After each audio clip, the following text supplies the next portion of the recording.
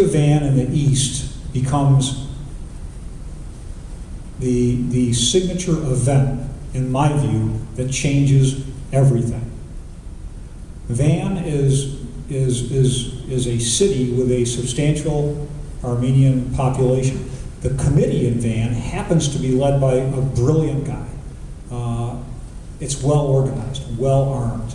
And what they do in early April of 1915 is to take the city. The Armenian position is it's self-defense. The Turkish position is it's a conquest by design. You can pick whichever one you want. What we know for a fact is that Armenians control the city by the 15th of April, 1915. What I would point out is the front line. That's the front line. On the west is the Ottoman army. On the east are the Russians. Well, Van is all of a sudden in the hands of the Armenian committees, and the army can't take it back. There's no people there to take it back. So the Jerzini and the Russian army attack from the east at the same time. Is it a plan? There's no smoking gun. There's nothing in the archives that indicates that this is a combined pre-planned operation. But it looks so much like one, it's hard to think it wasn't. Look at the bulge in the line. That doesn't happen in World War I very often. What do we know about World War I? Stalemate, trenches. Progress is measured in yards, not miles. This thing happens in the blink of an eye, and it's a strategic disaster for the Ottoman Empire. They look at it hard and they say, what if they do this in other places? Is it a rebellion? Morgenthau, the American ambassador, says it is. There's messages he writes to the State Department saying he thinks it's a rebellion. He thinks it may be as many as 25,000 people. It's not. It's probably 500 or 600 hardcore committed. But this is an example of the kind of a bad intelligence that's floating around. If it looks like a duck and it quacks like a duck, it's probably a duck. And if it looks like rebellion, it's probably a rebellion. They think it is. That's the threat. Armenian committees living in those cities, what happens if sequentially what they did at Van, what happened at Van, is done behind the lines of the Third Army. And these giant chunks get bitten out of the front, and before you know it, the Russians and the Armenians are down at the Mediterranean. That's the worst case. That's the worst case. Is it possible? Yes. These are heavily armed people. What happened in Van was possible in these other cities. Here's the strategic dilemma. They can't deal with it. Go back to the persistent war. How have they dealt with insurgency before? They've sent the army en masse and stamped it out. They can't do it. The army's fighting on the fronts, and now Gallipoli has occurred, and now that's sucking every available man toward the Dardanelles. Here's the problem for a strategist, for any general staff officer. There's no forces in the interior to deal with the Armenian rebellion. There's some gendarmes, there's some recruits in recruit depots, but there are no trained soldiers available.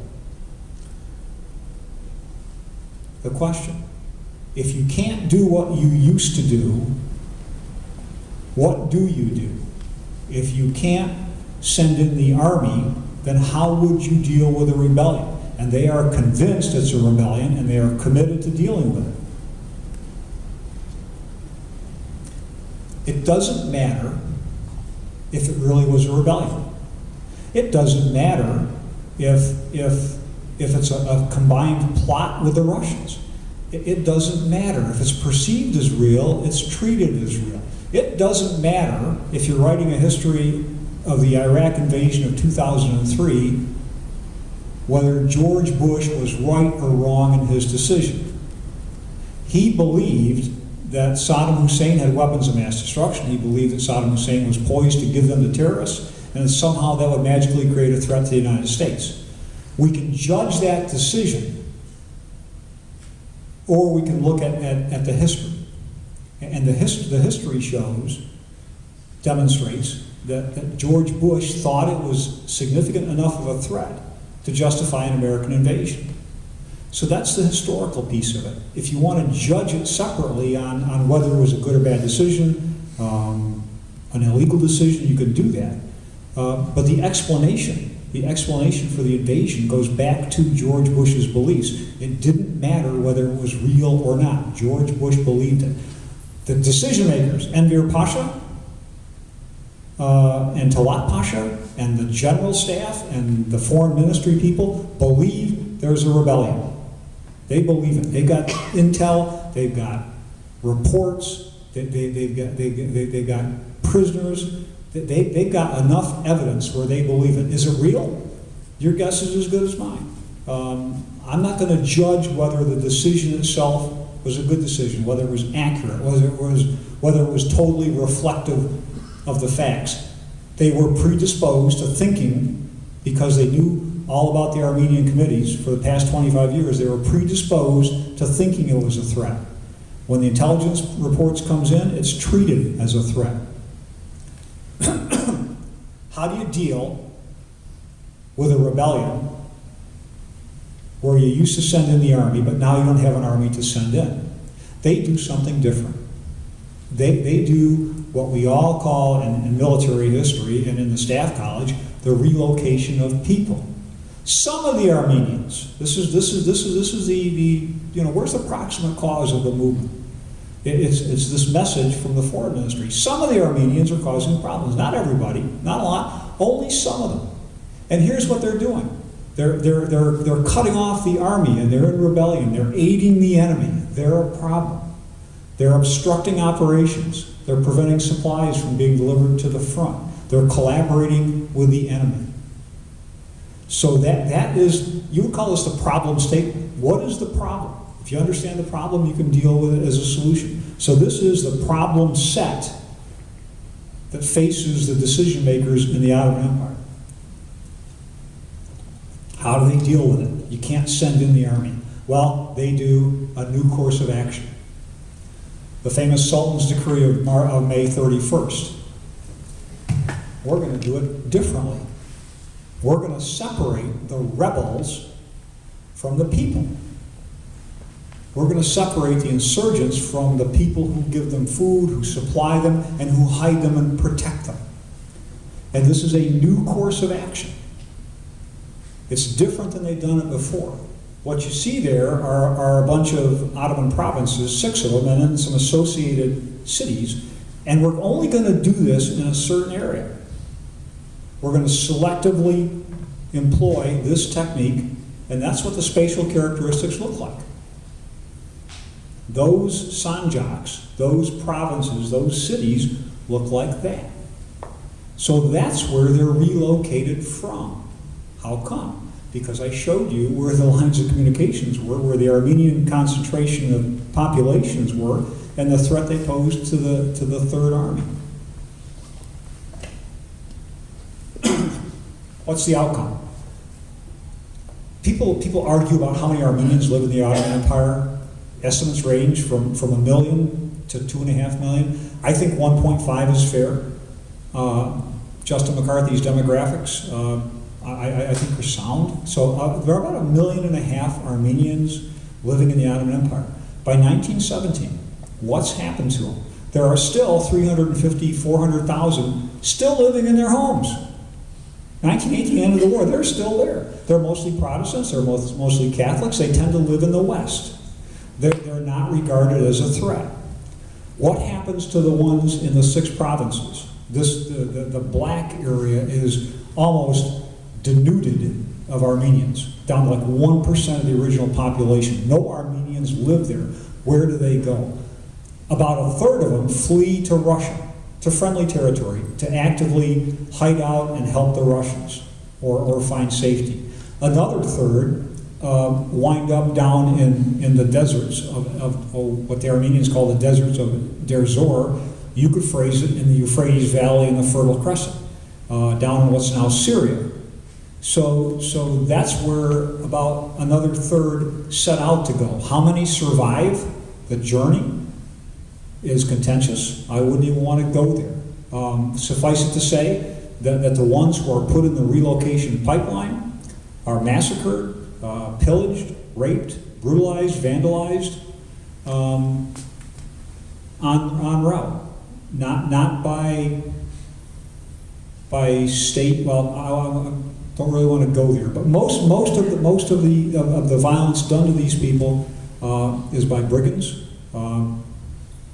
by tribal people, by deserters from the army, and we know the outcome. Estimates vary from 300,000 to 500,000 to 1.5 million are killed en route to Syria. I don't know. My guess is about 300,000 perish either en route or in the camps. Okay. The context. I'm showing my age. When I was in high school, we read a poem called Evangeline by Henry Wadsworth Longfellow. It's an epic poem. And there are some opening lines that you never forget. Water, water everywhere, nor but a drop to drink. It was the best of times, it was the worst of times. This one resonates like those. This is the forest primeval. And the poem is about the expulsion, the exile of the Acadians in 1755. Britain has taken what's now Nova Scotia. And the French population, the inhabitants, over a 10-year period, rise in insurgency. They cut supply lines, they interdict supplies, they ambush British parties hunting and chopping down wood. It's a persistent problem for the British. And on August 10th, 1755, they start to move these people. All of them, everybody, the entire population is expelled from Acadia. They go to the 13 colonies, a lot of them go to France. A significant number wind up in New Orleans, in Louisiana. And if you wonder who are the Cajuns, where does that word Cajun come from? They are the Acadians. They are the ones who are expelled and exiled forever. There are monuments up there in Nova Scotia. Nobody left. But there are monuments, there are empty villages. You can go there and find some of these places to this day. Evangeline is a love story about this exiled woman.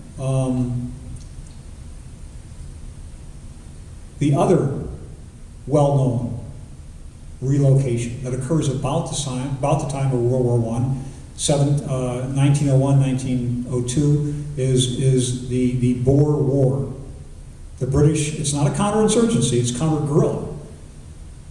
It's a question of semantics, but the application is the same. The British, in their effort to defeat the Boer guerrillas, they defeated the Boer army. The Boer army turns into guerrillas. The British have a dickens of a time with them down there, and their solution is to take the entire Boer population. These are Dutch farmers, and move them to camps to separate the guerrilla from their base of supply, so they can't get food, they can't get security, they can't get a sanctuary.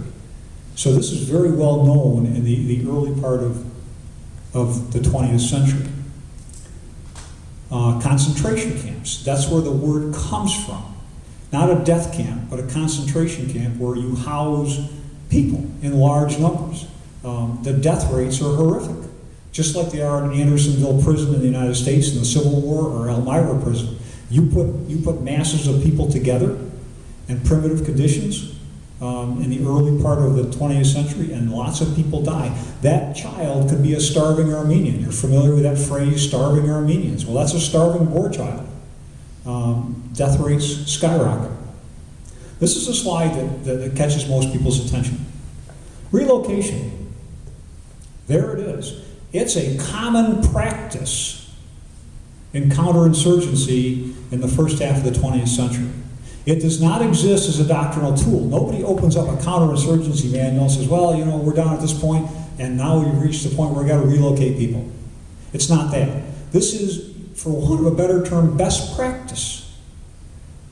If you can't beat the guerrillas, the insurgents, the rebels any other way, this is a solution. It is a best practice. It's widely understood. It's not a doctrinal, nobody teaches this at the staff college. It is widely practiced. Some of the numbers are huge.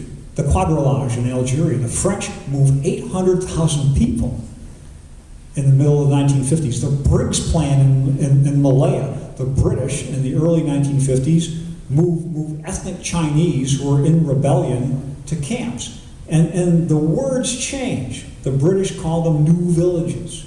We do it in Vietnam. We call them protected hamlets. Very cool. Quadrillage, exile, relocation camps. The vocabulary is irrelevant.